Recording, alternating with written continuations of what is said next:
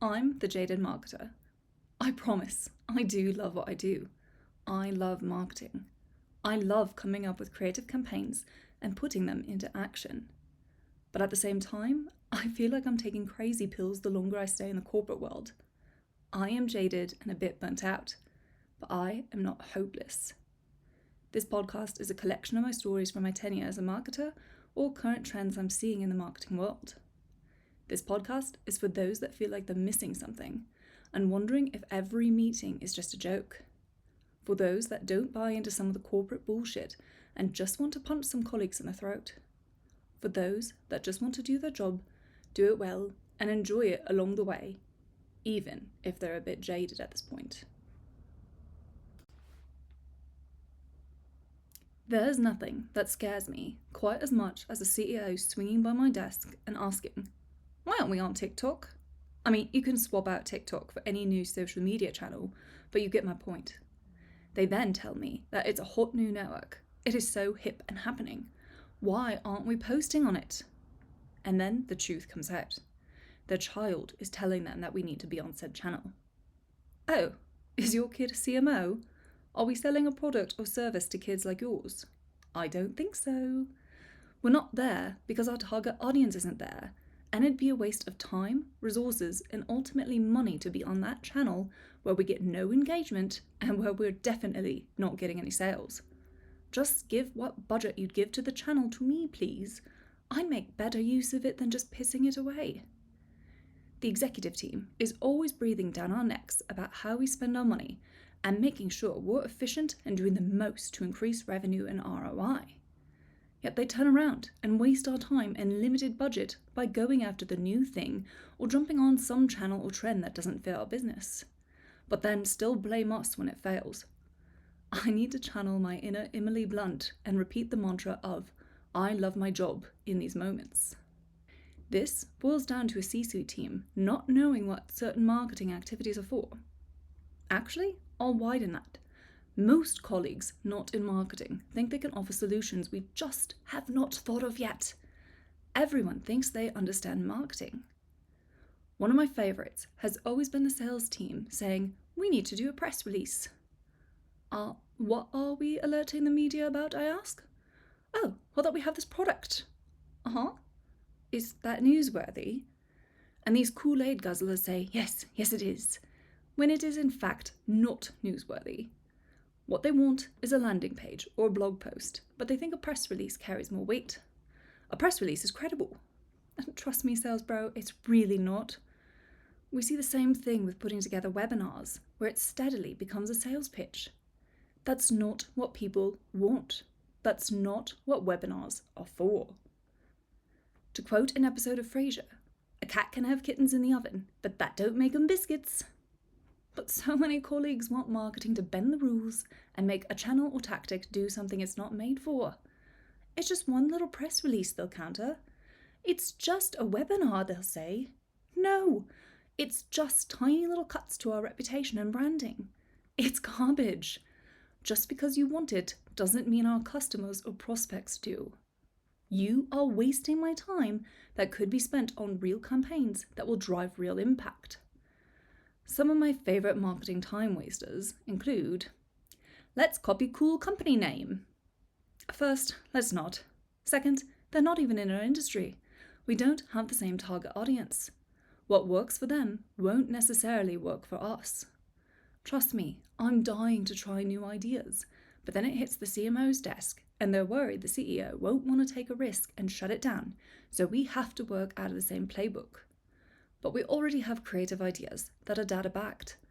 I'm glad the cool company's marketing worked on you, but trust my judgment that it won't work for us.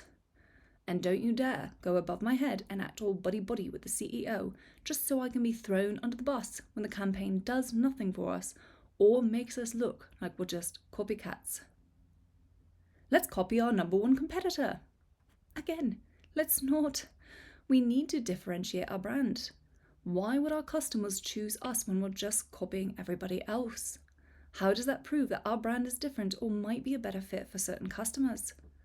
Honestly, this tactic just proves that our competitor is playing chess and we're over here playing checkers. let's sponsor or go to this event. Who exactly is paying for that? Because we certainly don't have the budget for it. And we certainly aren't spending the money we don't have so the sales team can get sloshed and traipse around Las Vegas for a week. I know what's going to happen if we agree. We'll secure a speaking engagement, and 2 days before the sales rep is scheduled to fly out, they'll ask where their presentation is. I'm sorry? You are on the hook for making that. Thank you so very much for ruining my next 2 days and nights as I scramble to put together a presentation for you, all the while knowing you're going to go off script anyway. You know what celebrity we should work with? No. I'm going to stop you right there. I don't care that your search history is their name or that you have a shrine to them hidden in your desk drawer. We are not shelling out tens or hundreds of thousands of dollars so you can catch a glimpse of some Kim K type in the office. Just subscribe to their OnlyFans like a normal person. Let's add 10 million different CTAs to this blog post. Let's not and say we did, yeah? I bought this email list and we should add them to our database. No, we will definitely not be doing that. I don't even have time to tell you how wrong that sentence is in the year of our Lord 2026. My marketing friend said that they have an engagement rate of X%. Why isn't ours that too? Your friend does marketing for a wedding-related brand. Of course they have a better engagement rate. We sell SaaS software for finance companies. It isn't the most titillating of content. We need to get this page or blog or video or social post live yesterday. Oh, do we? I seem to have been absent from all the communications about said project then.